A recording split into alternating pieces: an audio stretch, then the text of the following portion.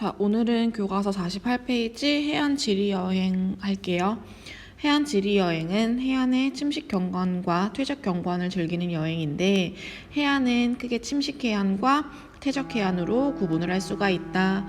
자, 침식이라고 하는 거는 깎이는 거고요. 그다음에 퇴적이라고 하면은 쌓이는 건데, 자, 얘네 두 개를 만들어주는 힘은요, 파도인데, 지형을 변화시킬 수 있는 힘을 가진 파도를 우리는 파랑이라고 얘기를 합니다. 그래서 보통은 해안 지형 같은 경우에는요, 파랑에 의한 침식작용으로 인해서 형성된 침식해안, 파랑에 의해서 퇴적이 된 퇴적해안으로 이렇게 구분을 하거든요. 자, 그다음에 해안에서는 이제 볼 수 있는 경관이 꽤 많아요. 자, 첫 번째는 해안 단구, 두 번째는 해식애, 세 번째는 해식동, 그다음에 네 번째는 사빈, 다섯 번째는 석호, 여섯 번째는 사주 등의 해안 경관을 볼 수가 있다라고 나와 있고요. 그 다음에 갯벌 같은 경우에는 이제 퇴적 지형의 대표적인 경관입니다. 자, 이렇게 총 7가지인데 왼쪽에 있는 사진으로 보자면은요. 자, 해안 단구라고 하는데 해안에 있는 계단 모양의 지형을 우리는 해안 단구라고 얘기를 합니다. 자, 그래서 원래는 이게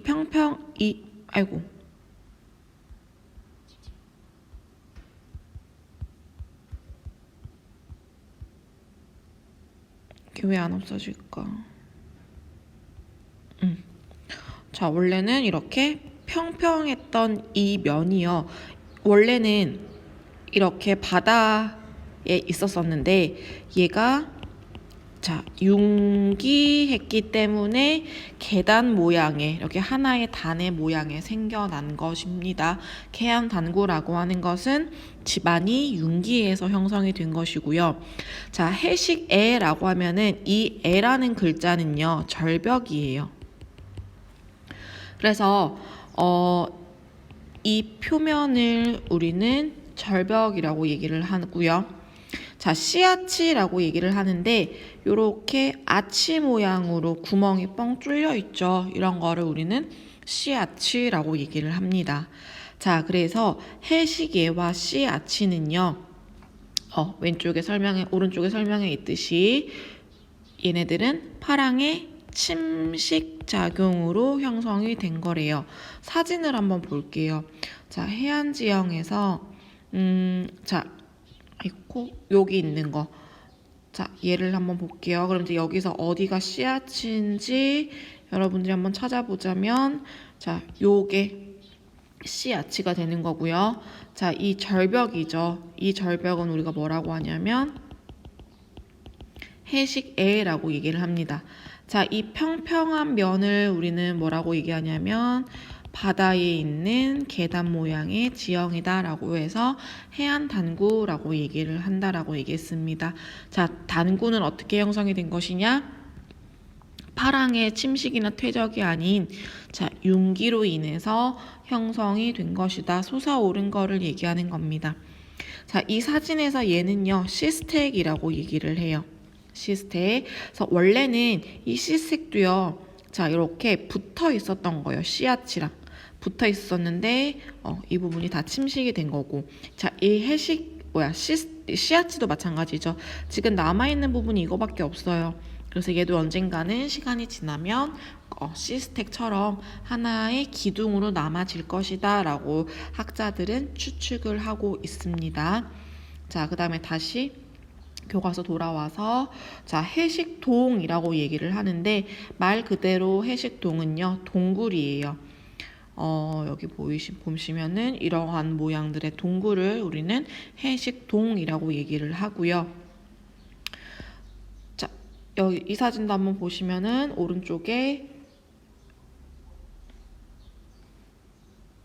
자, 여기가 해식동. 자, 해죠. 바다에 있는 침식으로 형성된 동굴이다 라고 해서 해식동이에요.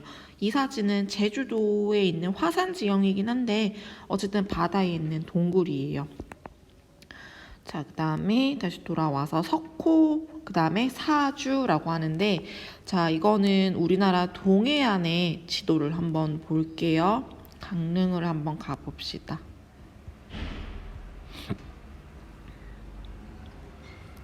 자, 강원도 강릉인데, 자, 혹시 가본 적 있을 거예요. 경포호수라고 하는 곳인데, 자, 이 지도에서 경포호라고 하는 여기가 바로 석호예요. 선생님 이거를 캡처를 해서 사진으로 설명을 좀 해볼게요. 자, 여기, 아이고 빨간색. 자, 왜 이렇게 안 예쁠까나? 자, 이 부분. 자, 여기가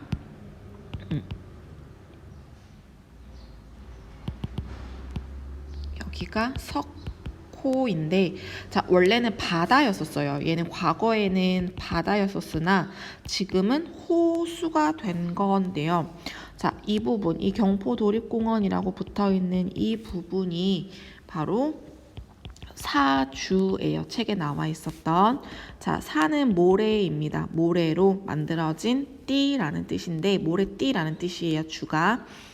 자, 모래가 이렇게 쌓여 있으니까 결국에는 사주는 파랑의 퇴적 작용으로 형성이 된 거죠. 자, 그래서 과거에는 이렇게 다시 파란색으로 한번 해볼게요. 과거에는 자, 요렇게 바다였었는데, 자, 사주가 막아서 호수가 된 거예요. 경포호수이고요. 지도를 보면은요, 강원도에 가면 이런 게 되게 많아요. 쭉 이렇게 올라가면은, 자, 속초라는 곳이 있는데, 자, 얘도 한번 보실래요? 청초호라는 곳이에요. 청초호라는 곳이 있는데, 여기도 바로 석호예요. 석호. 자, 얘도 그럼 보자면, 과거에는 자, 요렇게 다 지금 바다였었는데, 속초항 국제 크루즈 터미널이라고 한 거, 지금 이 부분. 자, 이게 그러면 이제 뭐라고 부르게 되냐면, 얘가 사주가 되겠죠. 그 다음에 이 청초호는 석호가 될 것이고요. 자, 또 있어요. 지도에서 보시면은, 자, 여기 영랑호라고 하는데, 자, 그럼 여러분도 한번 보면서, 화면을 보면서 사주를 한번 찾아봅시다. 자, 얘가 지금 이렇게 원래는 석호죠. 그 다음에 자, 사주인 부분이 여기가 되겠죠. 자, 그래서 다시 정리를 해보자면, 사주라는 것은 모래의 띠이고요. 얘는 파랑의 퇴적 작용으로 형성이 된 것이고, 자, 영랑호는 석호입니다. 자, 선생님 지금 지도에서 총 3개 설명을 했습니다. 석호, 우리나라의, 자, 위에 올라가면은 저기 강원도 동해안 쪽으로는 위로 올라가면은 이런 호수들이 더 많아요. 근데 지금 선생님이 총 3개를 설명을 했습니다. 첫 번째는 세 번째 영랑호, 두 번째 청초호, 그 다음에 세 번째 쭉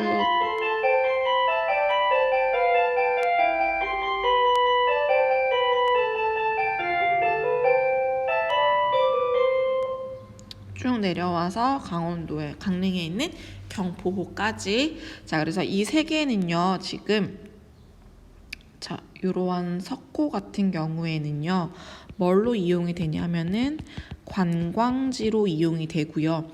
사주 같은 경우에는요, 해수욕장으로도 이용이 됩니다. 자, 그 다음에 사빈, 네 번째 사빈이 무엇이냐? 자, 얘는 우리가 지금 현재 사용하고 있는 해수욕장이에요.